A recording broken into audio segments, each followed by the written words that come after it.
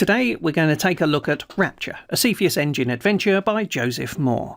Cepheus Engine is Traveller compatible, so if you're playing Traveller you could use this adventure as well. It's available on Drive-Thru RPG, it's a pay what you want title, and there's a link to it in the description below. Now let's just roll on down the PDF here, because I want to show you this. It's like old school OSR branding added to this. Now normally to me that means Dungeons and Dragons or clones thereof, but of course original Traveller is 1980, so genuinely old school as well. I just thought that was kind of interesting. Okay, we got some credits. So here's the setup. Let me pull out a bit. A daughter has fallen prey to a religious cult. The parents want her recovered. They want her rescued. They want her brought home. The daughter in this case is an adult. It's not like a teenager or younger. Okay, when you meet the parents, the players may well notice some strangely dressed young people around and about, and those are cult members out recruiting new members. So you can have some interesting scenarios, although they're not detailed here, but you could have some interesting scenes, rather, with coming across the cult. Perhaps as soon as your travellers get off of their ship, they meet cult members who want to have a chat with them. But at that point, this would just be foreshadowing. They wouldn't mention the daughter, obviously. But anyway, you've got the parents, so let's just roll down here. And here are the patrons. These are the parents. Notice he's gone for the bare-bones Traveller-esque style of presenting the characters. There's no additional stuff. There's no descriptions. He's just like, these are your characters. So if your players are going to ask you, what do they look like? What do they smell like? What do they sound like? You're going to have to add that yourself. Okay, and here you can see the daughter. She's age 26, so this isn't rescuing a child. Okay, now next bit, this is quite good. I like this. So, missions of this sort, there are always complications. Too right there are. If you want an actual interesting adventure, you're going to need complications. What's an adventure without complications? Suppose you... could you go pick my daughter up from the cinema, please? Well, that's not very thrilling. You need a few complications, and we got quite a few here.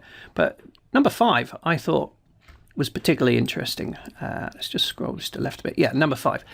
The cult has violated no laws. Think about that. You're going to go pick up an adult who's presumably joined the group of their own accord. The cult has violated no laws, so are you kidnapping them? At that point, if there are any authorities involved, they're looking at you as the criminal. They're not looking at the cult as the bad guys. That would be your party of travellers, the bad guys. So I think that's going to be really quite interesting. Number 6 here is the ticking of the clock. The entire cult will commit ritual suicide. And damn it, like most cults, they're going to try and take the rest of the world with them if they can. And that's kind of an interesting complication. That ticking time bomb isn't elucidated on anymore here, but again, that's something you can add in for yourself to fit your own scenario. Okay, random encounters. Key to the asteroid base. Now, this I found kind of weird at first. I'll explain why. So we got a key. It's got numbered rooms, just like a good old dungeon, describing all the rooms. So let's just whiz past here. But this one, this storage area, I like this. They're a cult, but they've got a Bible. It's not just some, charismatic individual who's hoodwinked a few innocent people to follow him. There's actual work and effort gone into producing a Bible, which these people hand out as part of their recruitment process. So this is perhaps less what you might think of a cult and much more a burgeoning religion. It just happens to be one that plans to blow up everything and kill themselves, which is going to make it kind of interesting. So, as I was saying, this is a key.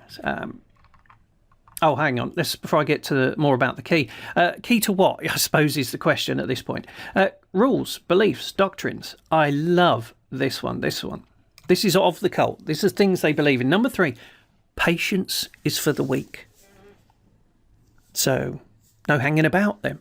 So how can you twist this into your game? Fantastic. It can make everybody who's a part of the cult follows this tenet. They don't hang around. They don't wait. If they think you're a bad guy, they're just going to punch you in the face right there, right straight away. You're down on the floor and they're kicking you.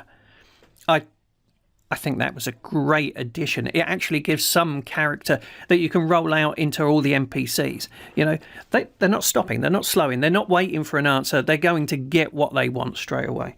I thought that was a very nice touch. Anyway, so Arsenal. Okay. I thought this was interesting, right? The cult are on an asteroid base, and they've got weapons, aka loot.